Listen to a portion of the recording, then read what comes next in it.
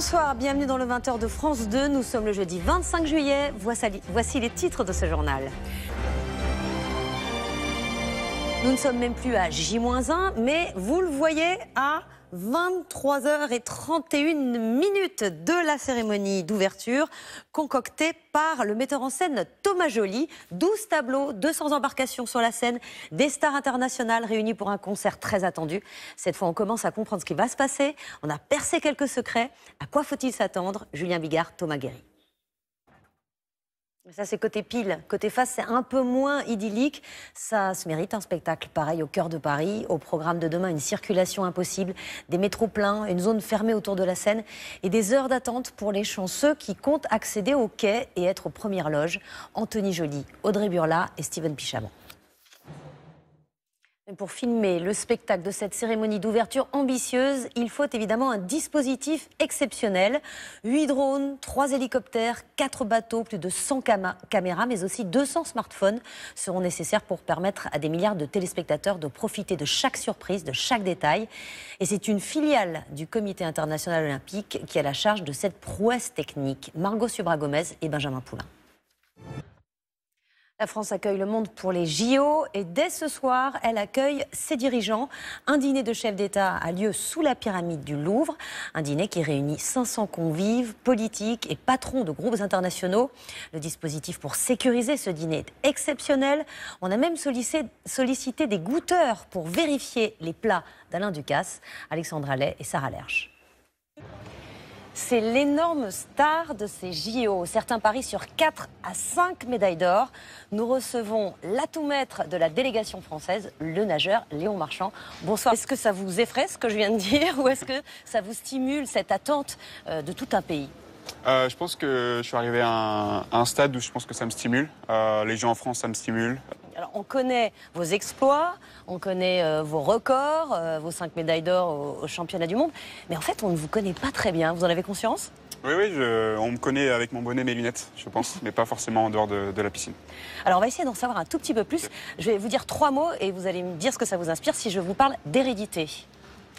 Olympiade aussi. Ouais, vous êtes tombé dans la marmite. Voilà, c'est ça. Tout petit. Tout petit, ouais. Et si je vous dis, c'est en anglais là, les States, qu'est-ce que ça vous inspire?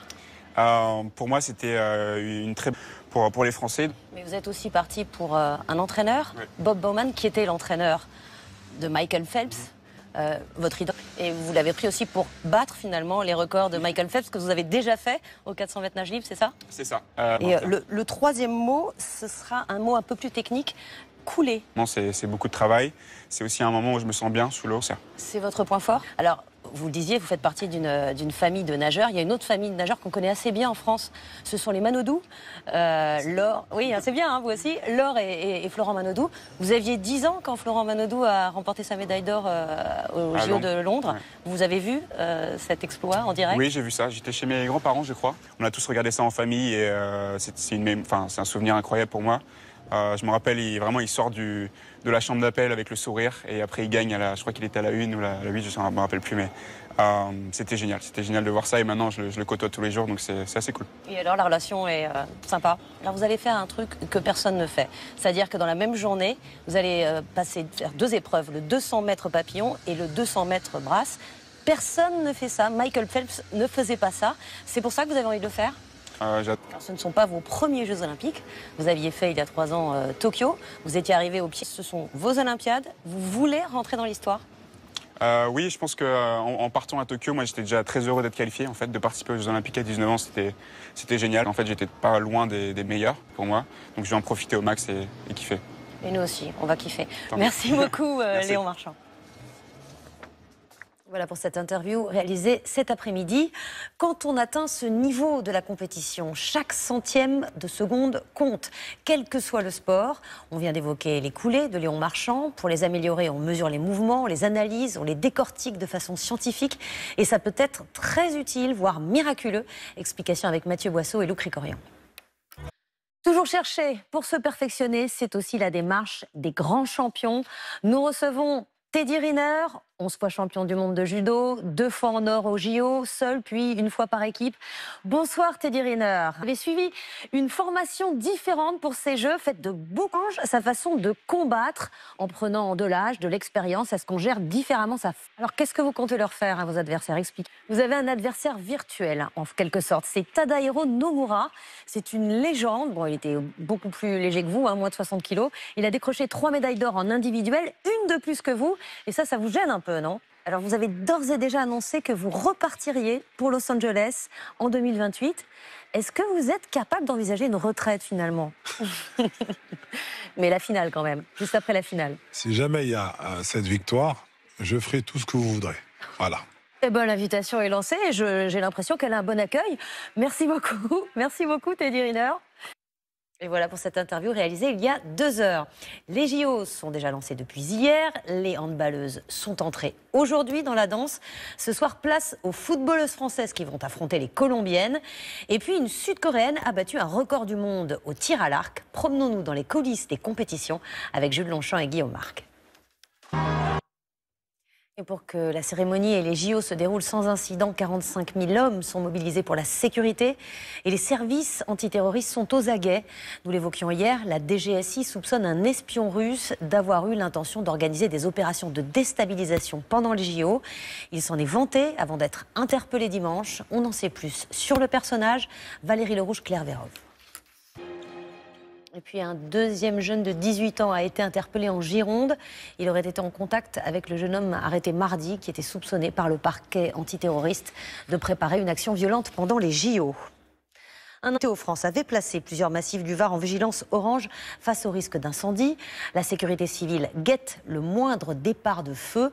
Nous avons pu embarquer avec ces hommes à bord d'un Puma, un bombardier d'eau qui survole les forêts. Reportage de Noémie Dahan et Christophe Larocca. À l'étranger, le puissant typhon Gaemi vient de toucher le sol chinois après avoir semé le chaos au nord des Philippines, où ces pluies torrentielles ont fait au moins 20 morts, victimes d'inondations, de glissements de terrain.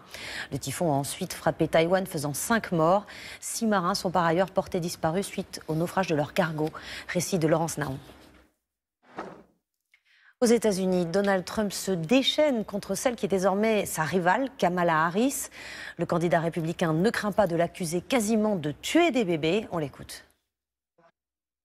Pour l'heure, cependant, la dynamique est dans le camp de la vice-présidente démocrate. Elle devance Donald Trump légèrement dans les sondages, mais ce n'est que le début de la campagne. Kamala Harris va devoir conquérir les Américains après être longtemps restée dans l'ombre de Joe Biden.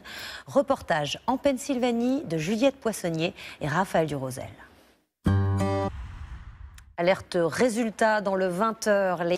Il y a des sportifs venus en équipe et puis il y a des sportifs venus en couple. C'est assez fréquent de créer des liens dans son sport. Plusieurs athlètes préparent les JO à 2. C'est le cas des escrimeurs Manon Apiti-Brunet et Bolade Apiti. Comment concilier vie privée et compétition olympique? Comment gérer l'échec quand l'autre gagne? Margot Manière et Philippe Maire. Et nous partons à présent en Grèce, sur l'île de Santorin, pour s'offrir un coucher de soleil à couper le souffle. Le problème, c'est que beaucoup de touristes sont au courant et qu'ils envahissent l'île de rêve chaque été. Et ça gâche un peu la carte postale. Reportage de Odile Langval et Éric Mézy. On a appris qu'un éboulement important s'était produit près d'une départementale ce soir, près de Rovon dans l'Isère, en bordure du massif du Vercors. La route est recouverte de plusieurs mètres de terre. C'est une carrière qui se serait effondrée. On ignore encore s'il y a des blessés. 80 pompiers sont mobilisés. Tout de suite, place au JO. Ce soir, l'équipe de France féminine de football affronte la Colombie. Match commenté par Fabien Lévesque et Stéphane Lippert. Vous retrouverez Jeanne Baron, Canal 27, dans le 23h Info. Demain, journée exceptionnelle sur France 2 pour la cérémonie d'ouverture des Jeux Olympiques en direct depuis notre plateau du Trocadéro. Toutes les équipes de France Télévisions seront mobilisées pour vous faire vivre cet événement dès 6h30 avec Télématin. J'aurai le plaisir de vous retrouver à 11h aux côtés de Cédric Baudou. Bonne soirée, à demain.